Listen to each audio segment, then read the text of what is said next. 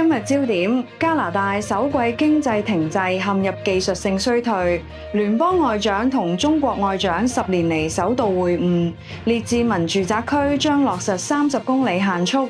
旺市同多倫多猶太教堂槍擊案兩清落網。我係雪晴，即刻為大家分析。立即訂閱我哋，關注加拿大時事新聞。加拿大經濟喺今年第一季度出現萎縮，按年率計算微跌0.1%，係連續第二個季度出現下滑，符合咗部分經濟學家對技術性衰退嘅定義。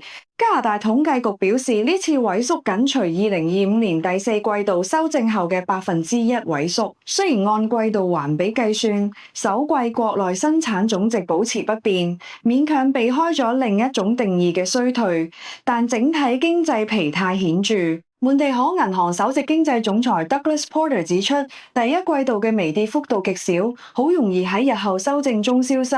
但不可否認，過去一年加拿大經濟幾乎係零增長。雪晴觀點：微弱嘅數據爭議背後係國民切身感受緊嘅經濟寒冬。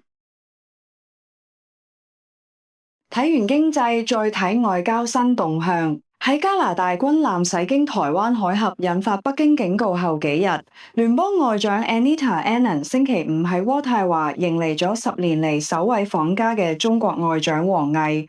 Anand 表示，加拿大目標係喺2030年前將對華出口增加50%，同時維護國家經濟同安全利益。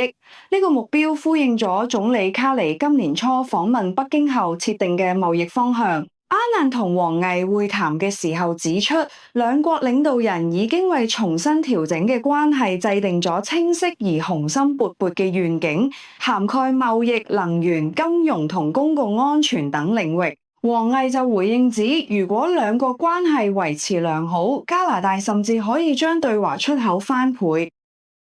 雪晴觀點：外交破冰同經貿誘惑背後，國家安全依然係博弈關鍵。兩國關係回暖，旅遊業最先受惠。隨住北京喺今年冬季重新允許旅行團前往加拿大，中國遊客正重新將加拿大列入度假首選。喺北京嘅眾信旅遊總部，不少市民正諮詢前往溫哥華同多倫多嘅行程。受前幾年外交關係冰封同疫情影響，中國曾經暫停赴加團體遊。當時華為首席財務官孟晚舟喺溫哥華被捕，隨後中方拘留咗加拿大公民康明凱同斯帕弗。加拿大統計局數據顯示，雖然訪加外地遊客未恢復到疫情前水平，但今年3月嘅中國訪客已達到17,940人次，比2023年同期嘅10,632人次接近翻倍，為本地旅遊業注入強心針。雪晴觀點：民間旅遊復甦能夠徹底融化兩國多年嘅外交冰山。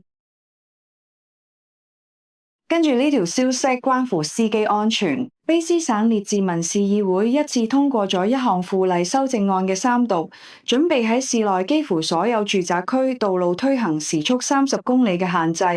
呢項變更預計會喺嚟緊嘅市議會會議上正式通過。市議員 Laura Gillanders 表示，好多住宅區冇行人路，又有小朋友踩單車，減速係合情合理。不過高流量嘅幹道依然會維持50公里限速。新例亦豁免咗市中心部分區域，包括布倫德爾路至河道以及吉爾伯特路至4號路之間嘅範圍。市議員 Bill McNulty 指出，之前喺史蒂夫斯頓試行呢個限速非常成功，市府將喺夏季用2至3個月時間安裝新路牌並進行宣傳。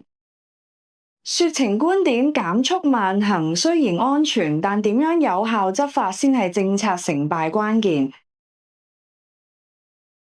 講完交通限制，再睇限水令消息。蒙特利爾市政府喺星期五召開新聞發佈會，強烈呼籲市民大幅減少用水。由於市府需要對阿特沃特大道下方嘅一條關鍵輸水主管道進行緊急維修，當局已向全島約120萬居民發出限水勸告。市行政委員會主席 Claude Pina 表示，單靠市政府嘅努力並唔夠，需要全體市民配合，包括減少為戶外植物淋水，唔好長開水喉，以及改用淋浴代替浸浴，甚至刷牙嗰陣熄水喉啦。由於目前已有另外2條主要輸水管停用維修，隨住夏季用水高峰期逼近，供水系統正面臨極大壓力。市府警告，如果情況惡化，未來唔排除實施全面禁水令。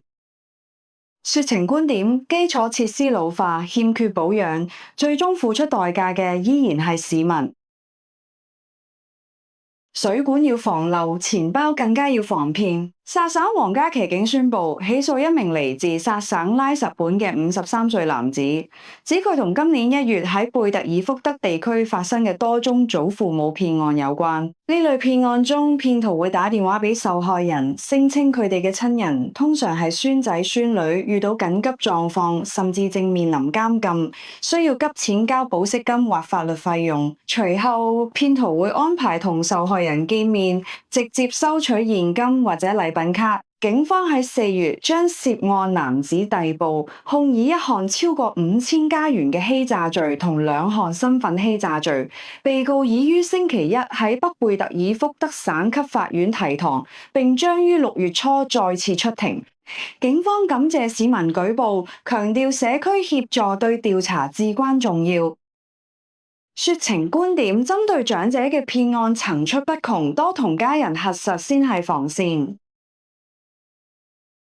除咗電話騙案，仲有跨國偷車案。沙斯加通警方成功追蹤一部喺本地被騙走嘅名車，發現佢竟然被運到西非國家加納。2025年1月14號，沙斯加通一間車行報警，指一名自稱嚟自亞省嘅21歲男子，利用盜竊得嚟嘅身份證明文件買走咗一部越野路華。警方聯同愛民頓警方同加拿大邊境服務局展開調查，發現該車曾喺卑斯省出現，但幾日後已經被裝船運往加納。據調查，加納係加拿大失竊車輛嘅熱門銷往地，售價往往遠高於市場價值。